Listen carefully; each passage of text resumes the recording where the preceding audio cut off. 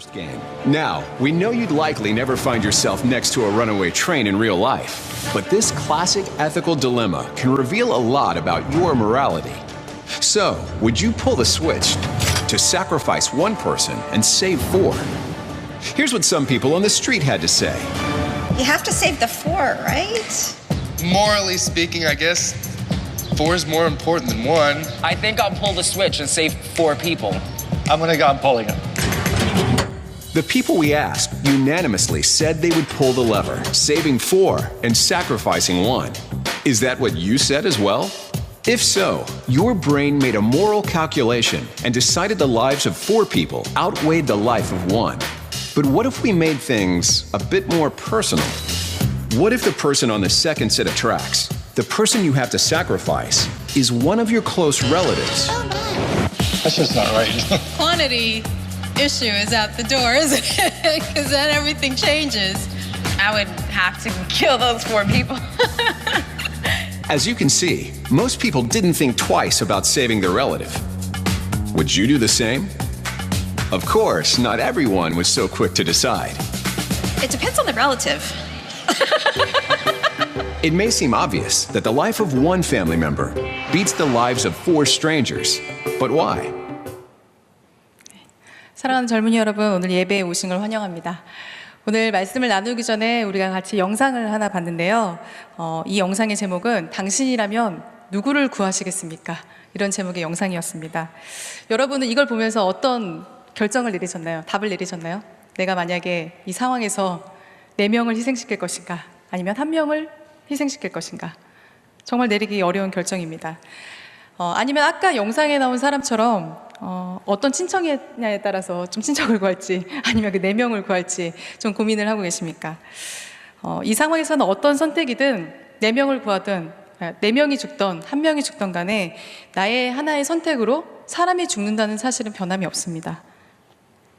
그렇기 때문에 우리는 이 상황에 대해서 어떻게 결정을 내려야 할지 되게 고민하게 되고요. 또 너무나 난감하고 굉장히 어려운 상황에 처해 있게 됩니다. 이런 상황을 여러분이 잘 아시는 것처럼 딜레마 상황이라고 이야기를 합니다. 성경에도 유명한 딜레마에 대한 이야기가 하나가 실려 있습니다.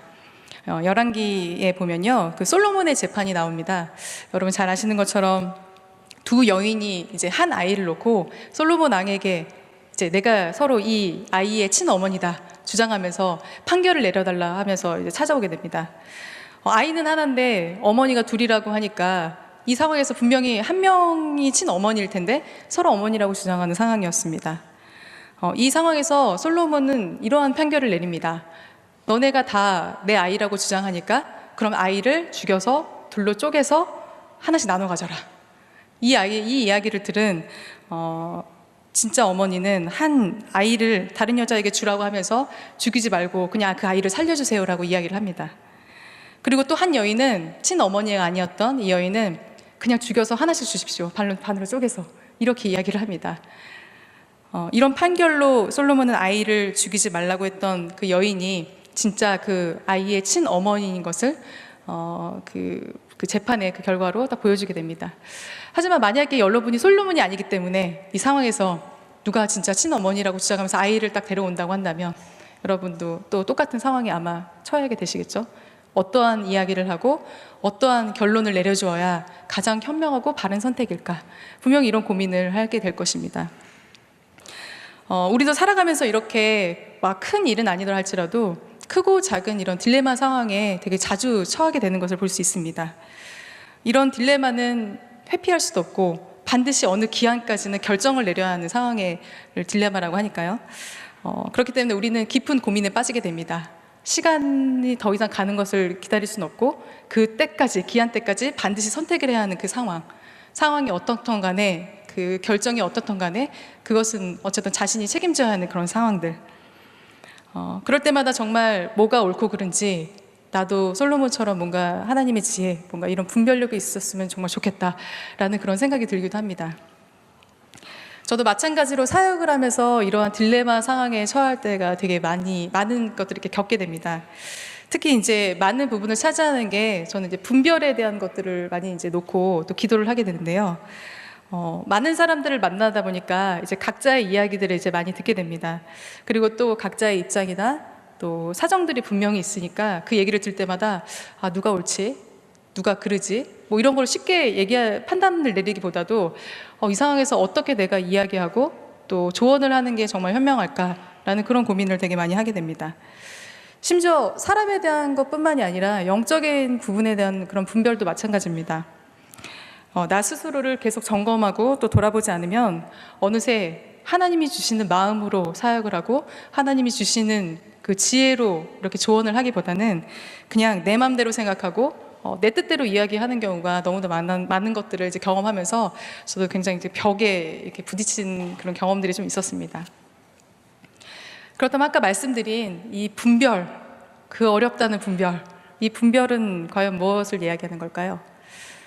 몇 가지 의미로 좀 살펴볼 수가 있어요. 분별은 첫 번째로 선택의 문제라고 할 수 있습니다. 여러 상황이 우리 앞에 놓여져 있는데 그 가운데서 바른 선택을 하는 것, 그것을 분별이라고 이야기를 합니다.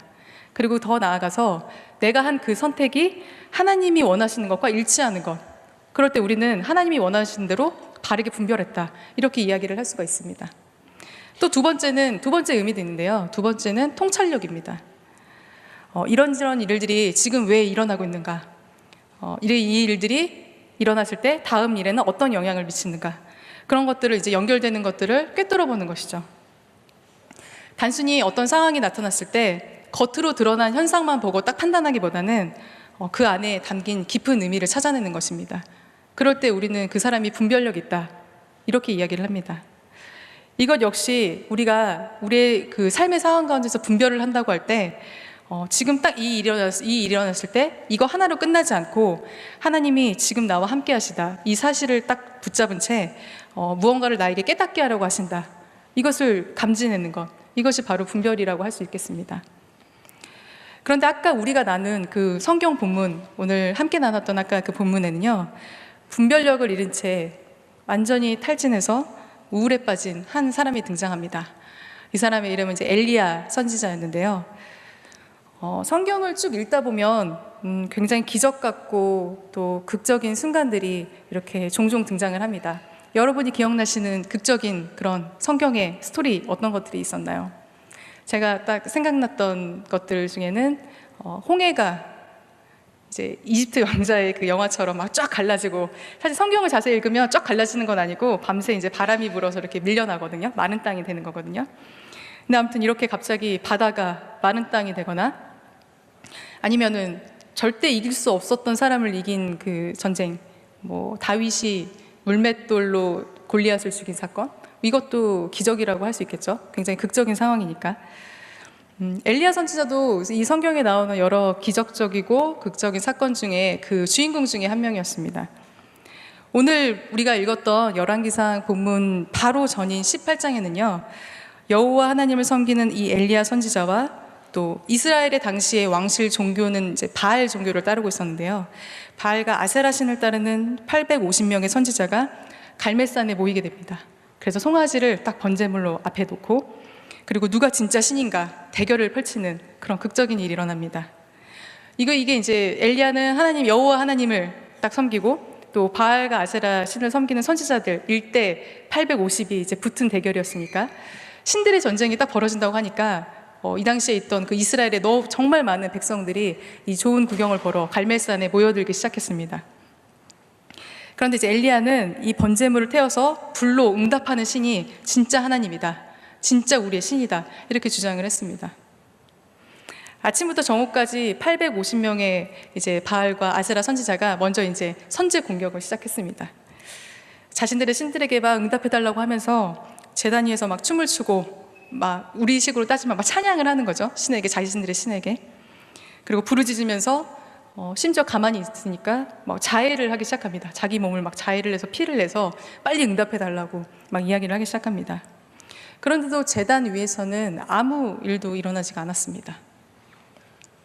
이것을 지켜보던 엘리야는 그 바알과 아세라 그 선지자들을 조롱하면서 그 번제물과 그 번제물을 쌓은 그 나무에 물을 부었습니다. 불로 응답하는 신이 참신인데 물을 부었다는 것은 불이 붙을 가능성을 없앤 거죠.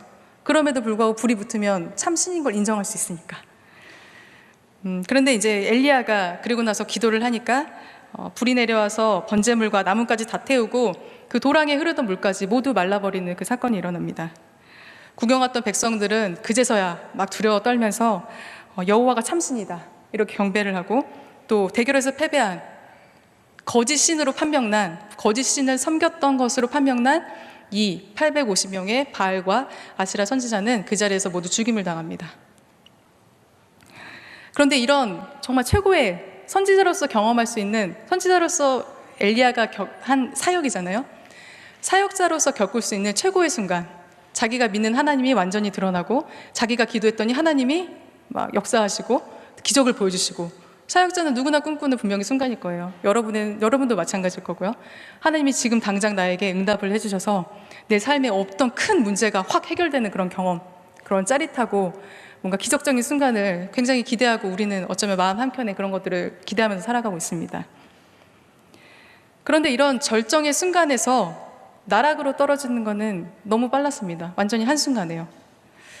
열렬한 우상 숭배자였던 그 아합 왕의 아내였던 이세벨은 자기를 따르던 그 선지자들, 그 우상 선지자들 다 죽였다는 얘기를 듣고 길길이 날뛰면서 엘리야를 가만두지 않겠다, 엘리야를 잡아 죽이겠다, 반드시 죽이겠다, 막 이렇게 경고를 날리게 됩니다. 이 이야기를 들은 엘리야는 어떻게 반응했을까요? 여러분이 말씀을 읽으셨던 것처럼 엘리야는 그 순간 하나님께 받은 그 은혜, 절정의 그 기적의 순간들을 잊어버리고 당시에 유다 땅의 최남단이었던 브엘세바까지 도망을 하게 됩니다. 우리로 치면 당시로서는 이제 땅끝마을까지 도망을 간 거였죠. 영적으로 최고의 순간을 경험하고 또 정말 살아계신 하나님의 능력을 눈으로 봤지만 막상 죽음의 위협이 딱 자신에게 닥치자 엘리야는 너무나 쉽게 무너져 버렸습니다. 그리고 나서 그는 홀로 광야길을 떠났습니다. 그리고 아까 본문에 나온 것처럼 로뎀나무 아래 앉아서 기도를 하기 시작했습니다. 그 기도의 제목은 이런 내용이었습니다. 주님, 이제 더 바랄 게 없습니다. 차라리 나의 목숨을 거둬주십시오. 살기 위해서 도망갔잖아요. 브엘세바까지, 땅끝마을까지. 그런데 정작 도망가고 나서는 하나님 앞에 기도하기는 차라리 죽게 해주십시오, 이런 기도를 하고 있는 것입니다. 어쩌면 엘리야의 삶에서 인생에서 가장 중요한 순간이 언제일까 라는 생각을 해봤을 때 가장 중요한 순간은 그 갈멜산 위에서의 그 순간, 자신의 삶에 가장 극적인 체험을 한 그 순간이 아니라 로뎀나무 아래 앉아서 아무것도 할 수 없었던 그 무력한 시절, 무력한 그 시기, 그때가 어쩌면 엘리야에게는 더 중요한 시기였던 것 같습니다. 우리도 우리의 삶도 한번 돌아보면 마찬가지일 것 같아요. 영광의 삶, 어쩌면 은혜의 그 빛나는 날들, 우리에게도 분명히 또 아직 경험하지 못한 분도 있지만 또 누군가는 또 그런 시기들이 분명히 있었을 것입니다. 그런데 그 날은 여러분이 그 영적으로 침체될 때 항상 그 느끼는 그 감정들 있잖아요. 그 날은 잠깐이요. 뭔가 침체되고 깜깜한 시기는 왜 이렇게 긴지. 그 시기가 올 때, 그때가 우리에게는 어쩌면 하나님이 더 주목하시고 하나님이 우리를 더 바라보시는 그 순간이 아닐까 생각이 됩니다. 엘리야는 지금 자신이 겪고 있는 고통 그리고 괴로움에서 해방되기 위해서 하나님 앞에 죽기를 간청합니다. 그럼 우리는 어떻게 기도를 해야 될까요? 하나님, 저를 차라리 죽여주세요. 왜 나를 이런 상황에 빠뜨리셨어요? 왜 나를 이런 상황에 빠뜨리고 내 문제를 해결해 주지 않으세요? 이렇게 기도를 해야 될까요? 빨리 해결해 달라고 그렇게 바라기만 해야 될까요?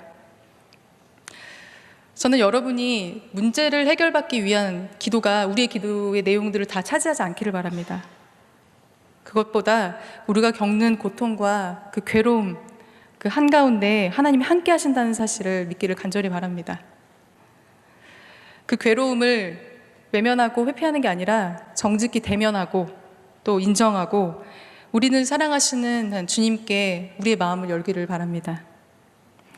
또 마치 그런 일이 없었던 것처럼 감정을 억누르거나 억지로 그냥 이렇게 가면 쓰고 웃고 즐거운 척하거나, 아니면 빨리 잊어야 되니까 정신없이 바쁘게 막 돌아다니고 바쁘게 일을 하고 일중독처럼 그렇게 빠져있거나, 아니면 사람을 막 미친 듯이 만나거나, 아니면 막 계속 놀거나, 이런 걸로 다른 쪽으로 관심을 돌려서 그 상황을 잊어버리는 게 아니라 여러분의 그 괴롭고 지친 마음, 또 하나님 앞에 상처받은 그 마음들을 하나님과 함께 나눌 수 있기를 정말 바랍니다. 하나님이 엘리야의 기도에 응답을 하셨다면 어떻게 됐을까? 그럼 엘리야가 당연히 죽었겠죠. 그런데 하나님은 엘리야의 기도에 응답하시지 않았습니다. 왜냐하면 이것은 하나님의 뜻과는 어긋났기 때문이었죠. 대신에 하나님은 엘리야를 죽이는 대신에 그에게 천사를 보내주셨습니다. 그리고 그를 어루만지고 음식을 주시면서 아직 갈 길이 많이 남았다고 말씀해 주셨습니다. 하나님이 엘리야를 통해서 이루실 일들이 아직도 많이 남았기 때문에 계속 주저앉아 있지 말고 그 길을 가라는 응원이었습니다. 엘리야는 이제 르뎀 나무에 이렇게 주저앉아 있다가 일어나서 40일을 걸어서 거룩한 하나님의 산인 호렙에 도착을 합니다. 그곳에 엘리야가 거처를 정한 곳은 동굴이었어요. 그리고 나서 그 엘리야가 동굴 속으로 쑥 들어가고 나서 비로소 하나님은 엘리야에게 이제 천사를 보내는 게 아니라 직접 말씀을 하십니다. 하나님의 말씀은 이런 말씀이었어요. 엘리야야, 내가 어찌하여 여기 있느냐? 이렇게 말씀하셨습니다. 엘리야야, 어찌하여 내가 거기 있느냐? 그것이 아니었습니다. 여기라는 건요, 지금 하나님이 엘리야와 함께 그 동굴에 계시다는 것을 의미합니다. 저 멀리서 너 거기서 지금 뭐해? 라고 질문하는 것이 아니라 바로 옆에서 너 여기서 지금 뭐하니? 라고 묻고 계신 것이었죠. 엘리야가 숨어버린 그 절망의 동굴 속에도 하나님은 들어오셔서 함께하고 계셨던 것입니다. 하지만 엘리야는 이렇게 대답합니다. 우리 새번역 성경 버전으로 우리 한번 10절을 함께 읽어볼까요? 우리 같이 화면 좀 띄워주시겠어요? 네, 함께 읽어보겠습니다. 시작.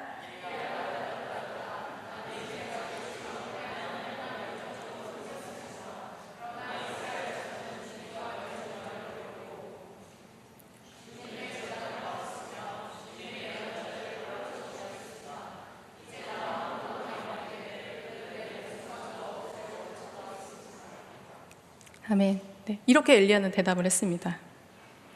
엘리야는 지금 자신의 상황을 제대로 분별하고 있지 못했습니다. 자기가 있어야 할 곳이 어딘지를 몰랐던 거죠. 하나님이 엘리야에게 허락한 사명지는 이스라엘이었지 호렙이 아니었거든요. 처음에 제가 분별은 바른 선택을 하는 것이고 또 하나님의 뜻과 일치하는 것이라고 말씀을 드렸습니다. 그런데 엘리야는 지금 어느 것 하나도 하나님이 원하시는 것이 무엇인지 깨닫지도 못하고 또 행하지도 못하고 있는 것입니다. 그러면서 이렇게 얘기해요. 항변을 하면서 내가 하나님을 얼마나 열심히 섬겼는지 아세요? 그런데 오히려 자기는 나는 이제 죽음의 위협에 처했고 이스라엘 백성의 언약도 버리고 오히려 주님의 재난을 허는 걸 보니까 내가 했던 사역은 진짜 아무 의미도 이제 없는 것 같고, 아니 완전히 실패한 것 같고 이제 나 혼자 이렇게 남았습니다. 바로 이렇게 대답을 합니다. 자기 의 그리고 자기 연민을 섞어서 교묘하게 대답을 하고 있는 것이죠. 분별력은 잃은 사람은 믿음의 눈으로 상황을 바라보지를 못합니다. 그리고 하나님의 말씀을 제대로 듣지를 못합니다. 하나님의 마음을 알지 못하고 하나님의 뜻을 행하지를 못합니다. 왜냐하면 영적인 감각이 상실되었기 때문에 그렇습니다. 이러한 영적인 분별력이 상실되면 어떻게 되는지 아세요? 엘리야가 차라리 나를 죽여달라고 했던 것처럼 모든 것을 내려놓습니다. 시야가 극도로 좁아져서 나밖에 안 보이고 내가 제일 힘들어요. 누가 무슨 얘기를 해도 위로가 되질 않습니다. 이게 개인이어도 심각한데 공동체가 이러한 영적 분별력을 상실하면 문제는 더욱 심각해집니다.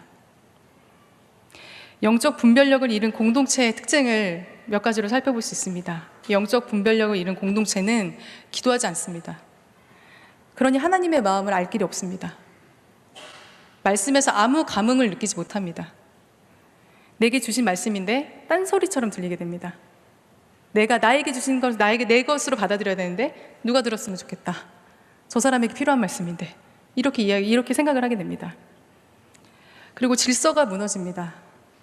자신의 역할이 무엇인지 알지 못하고 그러다 보니 마음에 안 드는 것 투성, 불평의 목소리가 점점 커지게 됩니다.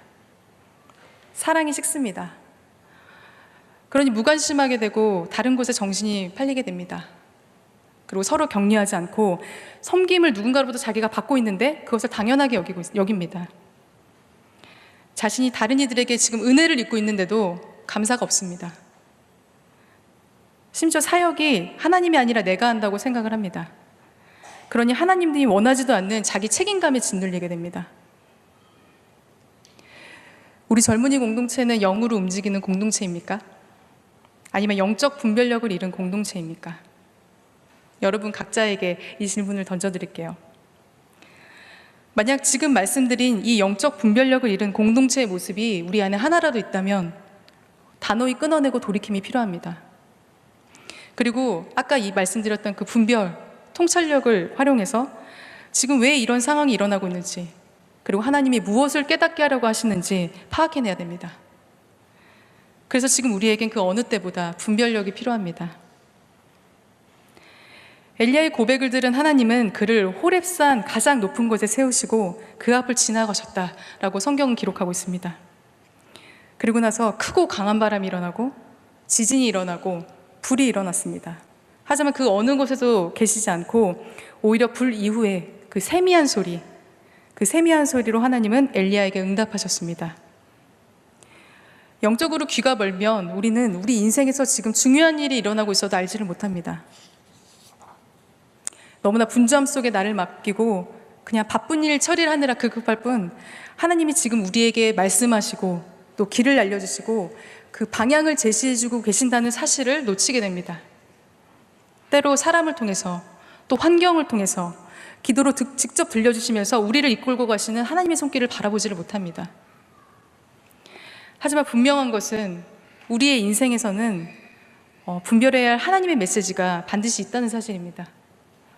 그것은 거창하고 추상적인 것이 아니라 지금 나의 삶의 자리에서 매일매일 발견해야 할 하나님의 세미한 소리입니다. 이런 하나님의 세미한 소리, 이것을 듣고 분별하는 사람이 가장 먼저 살펴보는 것은 다른 사람의 말과 행동이 아니라 바로 자기 자신의 말과 행동입니다. 나의 말과 행동이 누군가를 아프게 하지는 않았는가? 나는 상대방의 입장에서 생각했는가? 지금 나는 사랑으로 행동하고 있는가? 이기적인 나의 행동을 고치려는 마음이 있는가? 라는 것입니다. 그렇기 때문에 분별은 판단과는 다릅니다. 판단은 다른 일을 정죄하고 바꾸려 한다면 분별은 나를 바꾸는 것입니다. 그리고 영적인 이 예민함을 발달시키는 것입니다. 하나 예를 들어볼까요? 겸손과 자기 비하를 한번 생각해 보시길 바랍니다. 이것을 구별해내는 것은 되게 쉽지가 않아요. 심지어 성경도 그렇고 영어 단어에서도 겸손과 자기 비하는 같은 단어로 종종 사용이 되곤 합니다. 제가 뭘 할 수 있겠어요? 진짜 저는 아무것도 아니에요. 그리고 말끝마다 계속 죄송합니다. 이런 말을 들으면 여러분은 그 사람이 겸손하다는 생각이 드나요? 아니면 저 사람 왜 이렇게 자존감이 낮아? 이런 생각이 드시나요? 겸손한 사람은 듣는 귀가 열려있는 사람이거든요. 하나님의 말씀을, 그리고 사람들의 이야기를 듣고 존중하고 또 그들로부터 온 격려나 조언을 통해서 자신을 바꾸려고 합니다. 그런데 자기를 비하하는 사람을 듣지 않습니다. 하나님께서 또 사람들이 할 수 있다고 아무리 이야기를 해도 받아들이지 않고 계속 자기 자신을 고립시키고 어두운 감정으로 끌고 갑니다. 이것이 바로 엘리야가 가졌던 감정이었습니다. 저는 할 수 없어요. 이제 나만 혼자 남았거든요. 하지만 하나님은 엘리야가 더는 로데암나무 아래 주저앉아 있거나 또 동굴 속에 숨기를 원하지 않으셨습니다. 우리 아까 읽었던 본문 15절부터 16절까지 우리 같이 한번 읽어볼까요? 시작.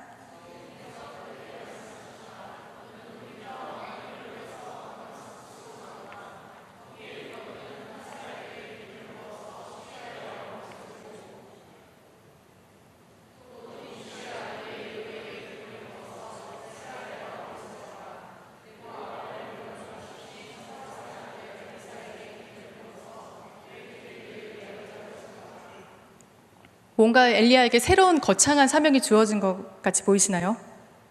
하지만 핵심은 이것입니다. 하나님은 엘리야에게 너는 돌이켜 가라 이렇게 명령하셨습니다. 내가 부른 너의 자리, 내가 행하길 원하는 너의 사명, 그것을 하라고 단호히 말씀하셨습니다. 사랑하는 젊은이 여러분, 하나님이 부르신 여러분의 자리, 여러분의 사명은 무엇입니까? 주저앉아 있거나 또 숨지 말고 행함으로 나아가는 여러분이 되시기를 소망합니다. 그리고 그 엘리야를 움츠러들이게 했던 그 혼자라는 고독감 속에서 빠져나오시기를 바랍니다. 혼자라서 아무것도 할 수 없을 것 같다는 엘리야를 보내시며 하나님은 마지막으로 당신의 세미한 음성을 들려주셨습니다. 18절도 한번 같이 읽어볼까요? 마지막 구절입니다. 네, 제가 읽어드릴게요. 네. 18절, 네. 읽겠습니다. 시작.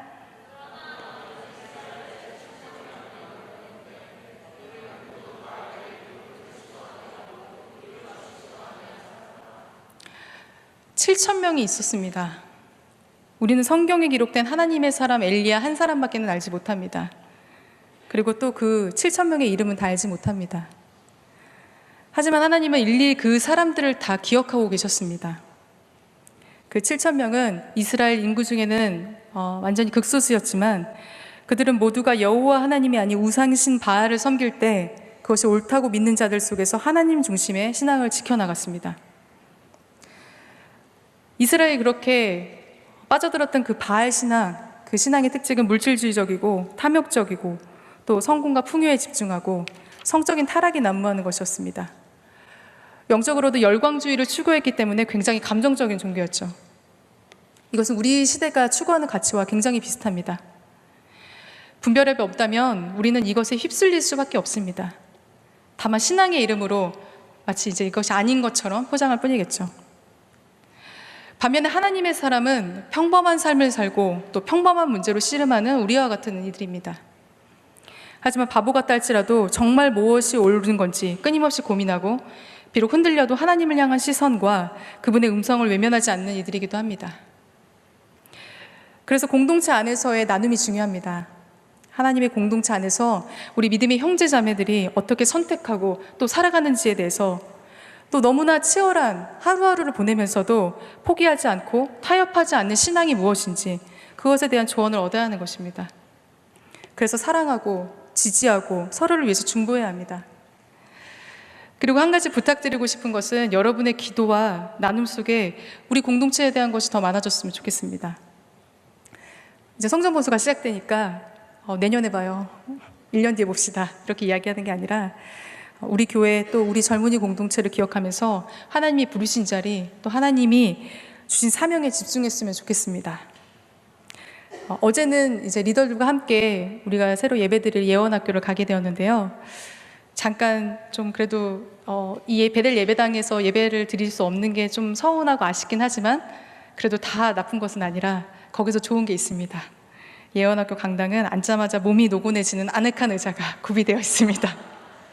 그래서 여러분이 뭔가 깊은 잠에 빠질 것 같은 좀 위험이 있지만 앉아보시면 그 쿠션감에 깜짝 놀라실 거예요. 그리고 각 등대는 중학교 때의 추억을 되새길 수 있는 1학년 5반, 또 2학년 3반 이런 교실에서 모임을 하게 됩니다. 그리고 아까 전에 우리 베델 찬양대가 오늘 주님 나라 이루게 하소서 그 찬양을 되게 멋있게 같이 찬양해 주셨는데요.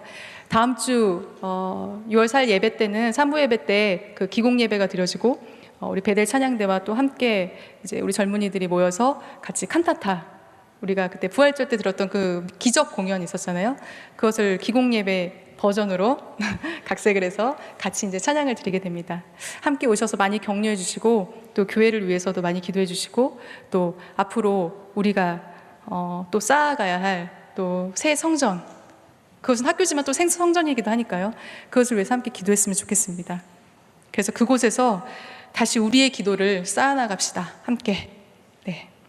우리 이제 찬양 드리고 함께 기도할 텐데요.